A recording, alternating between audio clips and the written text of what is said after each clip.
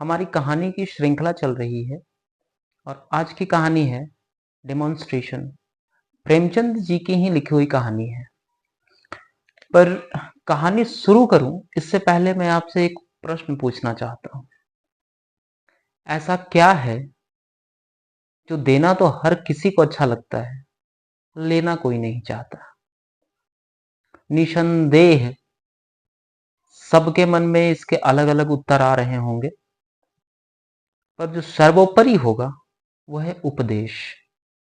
उपदेश देना तो हर कोई चाहता है, देता भी है और देने में अच्छा भी लगता है, पर लेना कोई नहीं चाहता है, ना ही मन से सुनना चाहता है। हमारी आज की कहानी कुछ इसी तरीके से है। आप अगर पकड़ पाओगे कहानी को, वीडियो के साथ बने रहोगे, तो आपको समझ आएगी मैंने इस प्रश्न से कहानी की शुरुआत क्यों करी है। असल में डेमोन्स्ट्रेशन जो कहानी है वो प्रेमचंद के लेवल का कहीं दिखता नहीं है। उनकी कई कालजयी कहानियां हैं, भारी भरकम शब्द का प्रयोग, कहानी में बहुत गहराई होती है, एक अच्छी सीख ली हुई होती है इनकी कहानियां। पर यह कहानी एवरेज स्तर से भी कमतर मुझे लगा। मैं कहानी को एक बार पढ़ा, दो बार पढ़ा, तो मुझे कुछ समझ नहीं आया कि आखिर प्रेमचंद ने इसकी रचना की ही क्यों होगी। इतने बड़े स्तर के रचनाकार होकर के एवरेज स्तर से, औसत स्तर से भी कम कहानी वो क्यों लिखे होंगे? और ये अगर वो लिखे हैं तो कहीं ना कोई तो सीख इसमें छुपा होगा।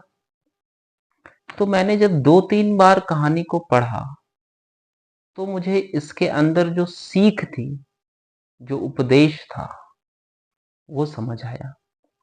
अच्छा, ये कहानी ये सिखाना चाहती है। तो कहानी है क्या?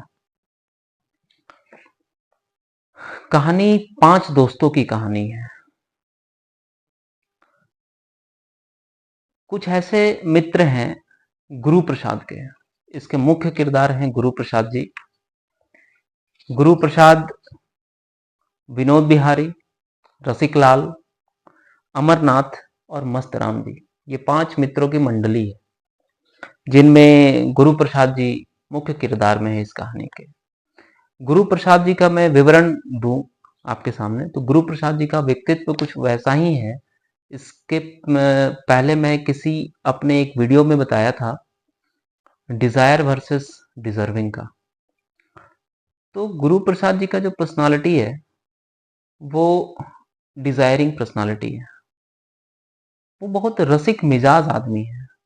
खाने खिलाने का शौक, घूमने फिरने का शौक, सैर सपाटे का शौक, शौकीन व्यक्ति हैं। नाच गाना, नाटक मंचन, ये सब का शौक उनके अंदर भरा पूरा है। पर अपने शौक को पूर्ण करने के लिए जो कर्तव्य निष्ठा होनी चाहिए वो नहीं झलकती है। उनका मानना है कि कहीं से पैसे आ जाएं, उस पैसे को मैं बैंक में एफडी कर दूं, फिक्स डिपॉजिट में डाल दूं, और हर 6 महीना में बैंक से सूद मिलता रहे, इंटरेस्ट मिलता रहे, और बस पड़े पड़े आराम से खाते रहें, मौज करते रहें, जीवन कट जाएगा। इस तरीके का सोच रखते हैं गुरु प्रसाद जी। तो वैसे ही एक दिन गुरु प्रसाद जी के मन में इच्छा जागृत हुई कि हम एक नाटक का मंचन करेंगे और इसको किसी बड़े नाटक कंपनी को देंगे। नाटक चल निकलेगी, वहां से जो पैसा आएगा वो बहुत बड़ा अमाउंट होगा, बहुत बड़ा मात्रा में पैसा आ जाएगा, और फिर कुछ करने धरने का जरूरत नहीं रहेगा। तो आप याद करोगे, मैंने कई बार अपने वीडियो में ही कहा है कि आपके जीवन में जब भी आप कुछ करने जाओगे, कुछ करने की सोच रखोगे, उस पर आगे बढ़ोगे, तो आपको 2 रास्ते मिलेंगे। वही कहानी फिर याद कर लो। जब हमने हमारी बचपन में सुनी थी कि बेटा वैसी परिस्थिति में दो रास्ते दिखाई देंगे, एक छोटा रास्ता होगा, एक लंबा रास्ता होगा।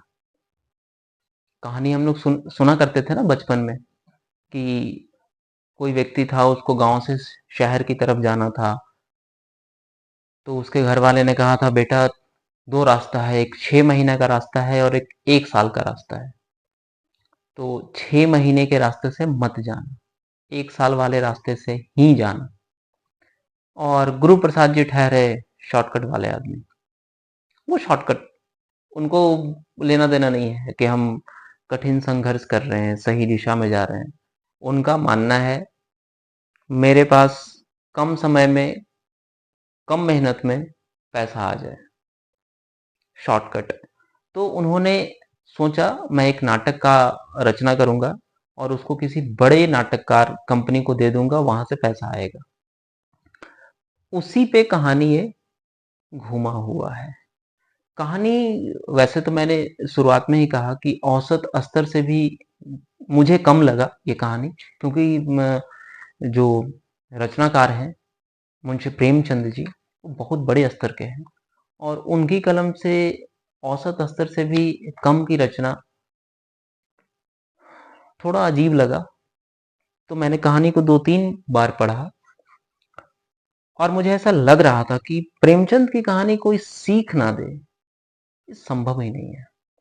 तो मैंने 2-3 बार जब पढ़ा तो मुझे इसका निचोड़ समझ में आया कि अच्छा ये समझाना चाह रहे थे। ये महत्वपूर्ण एक विषय है, इस छोटा सा ही विषय है पर महत्वपूर्ण विषय है। क्या है विषय इस कहानी में, हम लोग आगे पता करते हैं। तो जो 5 दोस्त थे, गुरु प्रसाद, विनोद बिहारी, रसिक लाल, अमरनाथ और मस्तराम जी।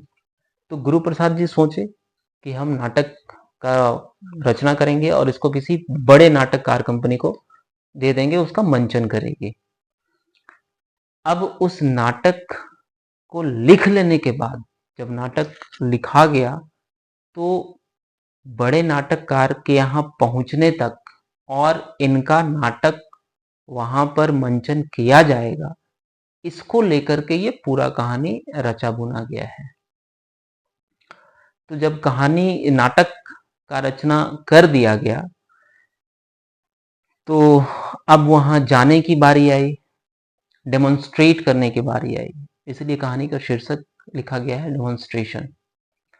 मैंने जो रचना किया, मैं उसे नाटक कंपनी को देने वाला हूं, तो देने से पहले उस नाटक कंपनी भी तो देखेगी कि आप जो मेरे पास लेकर के आए हो वो चलने लायक है या नहीं चलने लायक है। मैं उसे आपसे खरीदूं, मैं फायदे में रहूंगा या नहीं रहूंगा। तो उसके लिए तो पहले आपको डेमोन्स्ट्रेट करना होगा इसको। डेमोन्स्ट्रेशन देने ये पांचों दोस्त वो जो नाटक कंपनी है उनके सेठ के यहाँ जाते हैं। तो कहानी में उनको सेठ जी कह के संबोधित किया गया है। तो अब सेठ जी के यहाँ कैसे जाएं? बड़े नाटक कंपनी के मालिक हैं। अब उनके यहाँ आपको जाना है अपना नाटक लेकर के, जो आप लिख लिख रखे हो। कैसे जाओगे वहां पे आप? तो कैसे जाओगे? इनमें से जो उनका दोस्त था गुरु प्रसाद जी का, उनमें से एक जो विनोद बिहारी थे, उन्होंने कहा कि चलो तांगे से चलते हैं। तांगे पर जाने में तो कुछ बदनामी हो सकती है। मालिक सोचेगा ये महाशय यो ही है, बस कुछ लिखे मुंह उठा के चले आए। तांगे पे जाने का मतलब,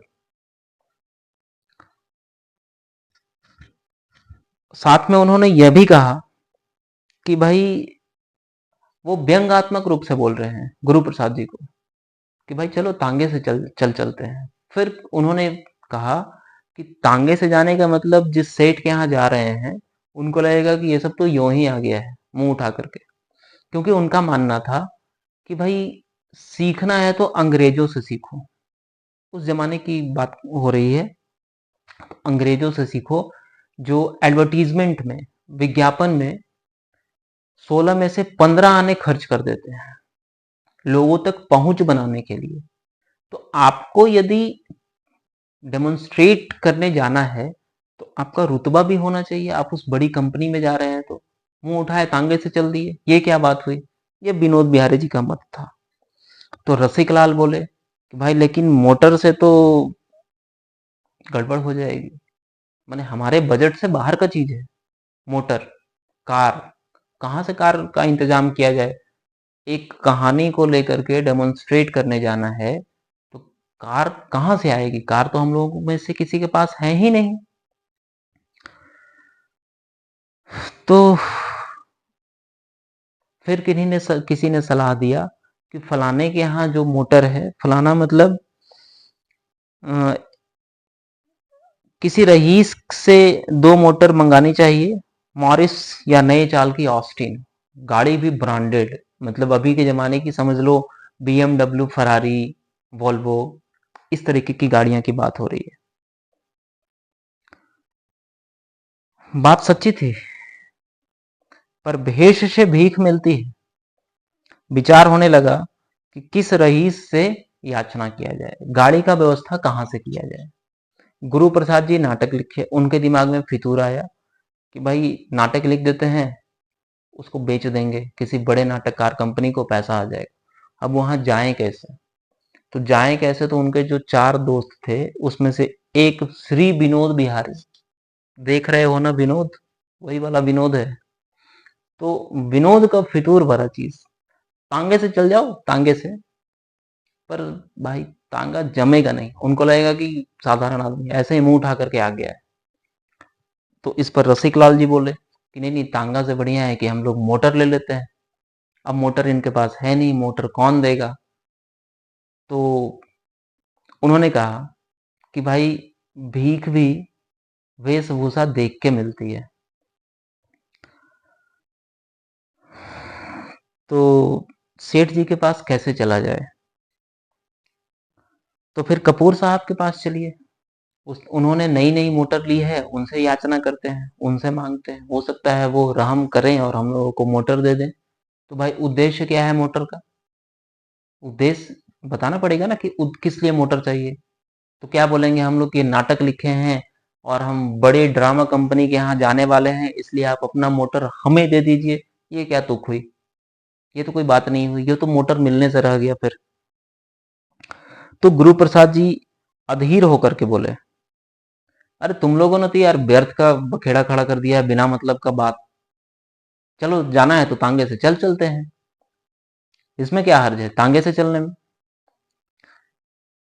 तो विनोद बिहारी ने कहा, आप तो घास खा गए हैं, मतलब आपकी बुद्धि में भूसा भरा हुआ है। नाटक लिख लेना दूसरी बात है और मामले को पटाना दूसरी बात है। क्योंकि आपको याद है विनोद बिहारी का पहला स्टेटमेंट क्या था? उन्होंने कहा था कि सीखना है तो अंग्रेजों से सीखिए, जो रुपए में, मतलब 16 आने में से 15 आने एडवर्टीजमेंट पे खर्च करती है। क्योंकि जो दिखता है वही बिकता है। आप जब डेमोन्स्ट्रेट ही अच्छा से नहीं करोगे तो आप भली के अंदर में बहुत बढ़िया लिख रखे हो, बाहर आज का जो जमाना बिल्कुल वही है। सोचो उस जमाने में, अब समझना कि इस कहानी से क्या सीखा मैंने, और मुझे लगा कि आपके बीच इसको बताना चाहिए।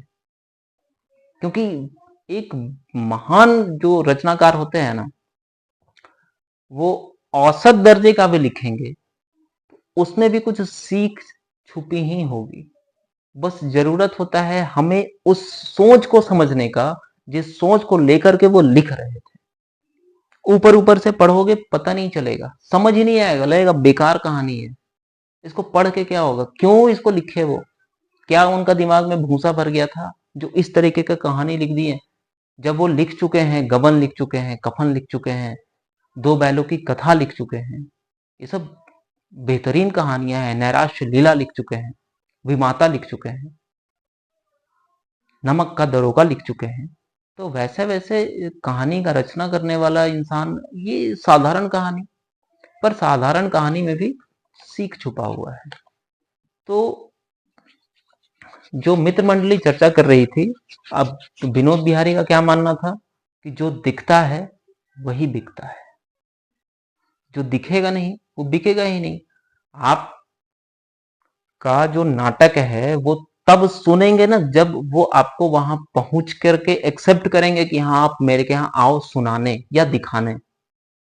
आप तांगे से चल जाओगे यूं ही मुंह उठा के, वो तो आपको गेट से ही भगा देंगे। फिर आप अपना कहानी सुनाओगे कैसे? तो रसिक लाल ने कहा था मोटर मंगाते हैं। बात बढ़ गया तो गुरु प्रसाद जी ने कहा था कि बखेड़ा मत खड़ा करो भाई, चलो तांगे से ही चलते हैं। क्या परेशानी है, क्यों आपस में झगड़ा झगड़ा कर रहे हो? तो विनोद बिहारी ने इस पे कहा था कि रचना कर लेना एक बात है और मामले को पटाना दूसरी बात है। आप रचना करने में निपुण हैं, मानता हूं, पर मामले को पटाना आप नहीं जानते। तो अमरनाथ ने कहा, तो मैं समझता हूं मोटर के लिए किसी राजा रईस की खुशामद करना बेकार है। फिर तारीफ तो तब है कि पांव पांव चले, पैदल पैदल चले। फिर आपको मोटर मिल नहीं रही है, तांगा पे बैठने के लिए सब अग्रीड नहीं हो रहे हैं पांचों दोस्त, तो फिर क्या उपाय बचता है? तो चलो हम लोग पैदल पैदल चल निकलते हैं, पहुंच जाते हैं उनके यहाँ। और इतना तो गारंटीड है कि हम लोग पहुंच गए और डेमोन्स्ट्रेशन बढ़िया से दे दिए तो भाई कहानी में बहुत दम है तुम्हारा। गुरु प्रसाद जी को ये लोग चना का झाड़ में चढ़ा दिए, बहुत बढ़िया तुम नाटक लिख दिए हो, बहुत बढ़िया कहानी लिख दिए हो। इसको तो सुनेंगे और एकदम कायल हो जाएंगे। बड़ा बड़ा शब्द का पुलिंदा बांध दिया। मैंने पहले ही कहा चने के झाड़ पे उनको चढ़ा दिया, उनके चारों मित्र मिलके। देखिए आगे। तो इसी तरीके से वो लोग चल दिए, फाइनली पैदल पैदल चलते हैं। अब पैदल पैदल चलने का जो कारण बताए, वो कारण इतना सटीक कारण है।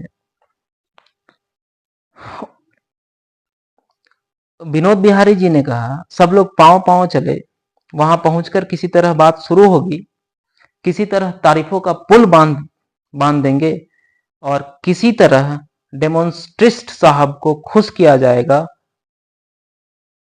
इस बात पर चर्चा हो रही थी कि पहुंच तो जाएंगे हम लोग, छोड़ो कैसे जाना है, पैदल चल के पहुंच जाते हैं। चर्चा का विषय यह है कि उनको खुश कैसे किया जाएगा, उनको मनाया कैसे जाएगा कि आप मेरी कहानी सुनिए और मेरा कहानी बहुत बढ़िया है। इसको कैसे समझाना है, क्योंकि अंदर अंदर चारों को पता है कि भाई ये आदमी जो गुरु प्रसाद जी हैं उनका नेचर पता है ना, क्या नेचर है? शॉर्टकट लेने का। उनका तो मन यही करता है कि भाई पैसा हम डाल दे बैंक में, पड़े रहे बेड पे और 6 माही इंटरेस्ट हमको मिलता रहे और जीवन हम मेरा कट जाए। तो इनको भी पता है चारों को कि गुरु प्रसाद जी क्या है, कैसे नेचर के व्यक्ति हैं, पर इनका अपना स्वार्थ छुपा हुआ है। वो चारों का स्वार्थ छुपा हुआ है और गुरु प्रसाद जी को ये लोग चने के झाड़ में चढ़ा दिए हैं। एकदम बहुत बढ़िया रचना की है वो, बस तुमको पहुंचने का देर है, तुम पहुंचो। तुम्हारा नाटक तो बस भैया कम से कम चल ही निकलेगा वहां पर। कैसे जाना है? तांगा से जाना नहीं है, कार कर नहीं सकते हैं, भीख मिल नहीं सकता है, किसी से मांग नहीं सकते हैं, तो पैदल चलते हैं। हम लोग कंपनी के कैंप में कोई 2 बजे पहुंचे। वहां मालिक साहब, उनके एक्टर, नाटककार सब पहले से ही हमारा इंतजार कर रहे थे।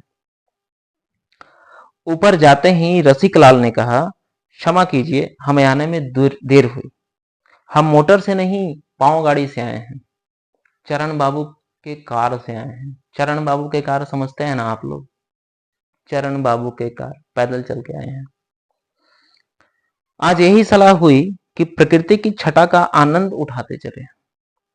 गुरु प्रसाद जी तो प्रकृति के उपासक हैं। क्या बात है। अब देखिए गुरु प्रसाद जी का तारीफ का पुलिंदा कैसे बांधा जा रहा है। मतलब आपका प्रोडक्ट चाहे कुछ भी हो, अंदर में कितना भी खराब हो, उसका रैपिंग अगर बहुत चमकीला है, ऐसा है जो मनमोहक है, रैपिंग देख करके लोग उसको परचेज करते हैं, उसको खरीद लेते हैं, अंदर में चाहे कुछ भी भरा पड़ा है। तो वही काम ये कर रहे हैं। ये जो 4 दोस्त हैं ना, उनके गुरु प्रसाद जी के बहुत अव्वल दर्जे के लोग हैं, आप समझ सकते हैं, अव्वल दर्जे के बाद डैश डैश, बहुत अव्वल दर्जे के लोग हैं। और वो जब सेठ जी के यहाँ पहुंच गए, नाटककार के यहाँ, तो उनको पालिश कर रहे हैं कि भाई गुरु प्रसाद जी तो प्रकृति के उपासक हैं, इनका बस होता तो आज चिमटा लिए या तो कहीं भीख मांगते होते, या किसी पहाड़ी गांव में बट वृक्ष के नीचे बैठ करके पक्षियों का चहचहाना सुन रहे होते। तो ऐसे करते करते ये लोग समा बांध दिए गुरु प्रसाद जी का कि इनका क्या व्यक्तित्व है। थे इमली बना दिया गया आम। अमरनाथ जो उनके एक और मित्र हैं, उन्होंने तो और कहा कि भैया ये तो बहुत सतयुगी आदमी है, और इनका शब्द रचना, शब्द का चयन इतना उत्तम, इतना श्रेष्ठ होता है कि आप सुनोगे तो दांतों तले उंगली चबा लोगे। इनका जो नाटक, ये जो लिख के लाए हैं नाटक, ये बहुत ही उत्तम कहानी है। अब उनको पुलिंदा बांध दिया गया सेठ जी के सामने। सेठ जी आकर्षित हुए, कुछ तो बात होगा, कुछ तो दम होगा। अब सोचो, आप अगर तांगे से पहुंचते हैं, कितना बड़ा बात है, आप इसको समझना। अगर आप तांगे से पहुंचते तो आपके पास एक्सप्लेनेशन देने के लिए ज्यादा नहीं हो पाता, पर आप पैदल पहुंचे हो, आपको ये बताना है कि मेरे लिए मोटर भी तुच्छ है।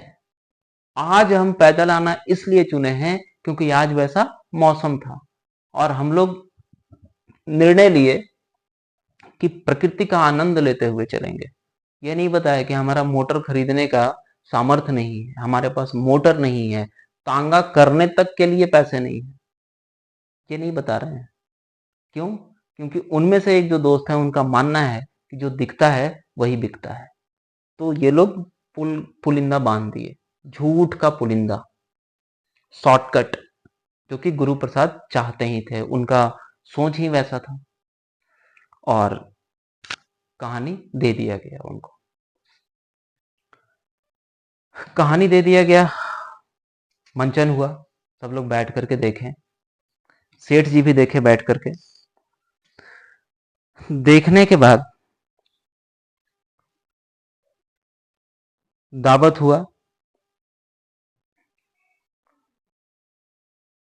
दावत होने के बाद, दावत में ही सब लोग चर्चा कर रहे हैं। दावत बहुत आलीशान दावत था, तरह तरह की मिठाइयाँ थी, शराब था, व्यंजन था, जिसको जो खाना पीना है खाओ, मौज करो, क्योंकि अब तो ये जो कहानी बिकेगा, कम से कम 50,000 में बिकेगा, उससे कम का तो नहीं बिकेगा। 50,000, हाँ मुझे ऐसा लगता है।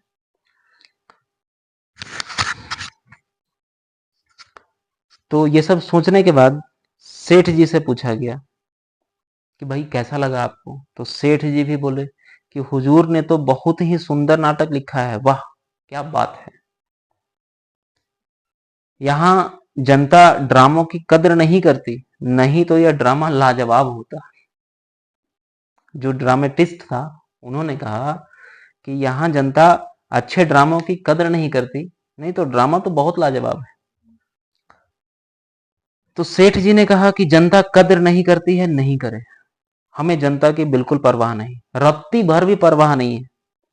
मैं इनकी तैयारी में 50,000 केवल बाबू साहेब की खातिर में खर्च कर दूंगा। आपने इतनी मेहनत से एक चीज लिखी है, तो मैं उसका प्रचार भी उतने हौसले से ही करूंगा। सेठ जी ये सब इनको बता रहे हैं, इनके मित्र मंडली को। तो सेठ जी ने कहा, तो जनाब जो चीज दिल की उमंग से लिखी जाती है, वह ऐसी ही अद्वितीय होती है। शेक्सपियर जी ने जो कुछ लिखा, रुपयों के लोभ से लिखा। हमारे दूसरे नाटककार भी धन के ही लिए लिखते हैं, तो उनके रचना में ऐसी बात नहीं पैदा होती है। सेठ जी भी बहुत पहुंचे हुए आदमी है। आपने कहावत सुनी है, शेर को सवा शेर मिलना, और अंत में वही चीज आपको स्पष्ट होता नजर आएगा कि शेर कौन था, उसको सवा शेर कौन मिला था। तो सेठ जी भी बिल्कुल वैसे ही उनको दिए जा रहे हैं। तो ये सारा घटनाक्रम हो जाने के बाद मैं बिल्कुल कहानी को सारांश के माध्यम से बता रहा हूँ, उसको लाइन बाय लाइन पढ़ने का भी जरूरत नहीं है, क्योंकि ये औसत दर्जे की ही कहानी मैं समझता हूँ।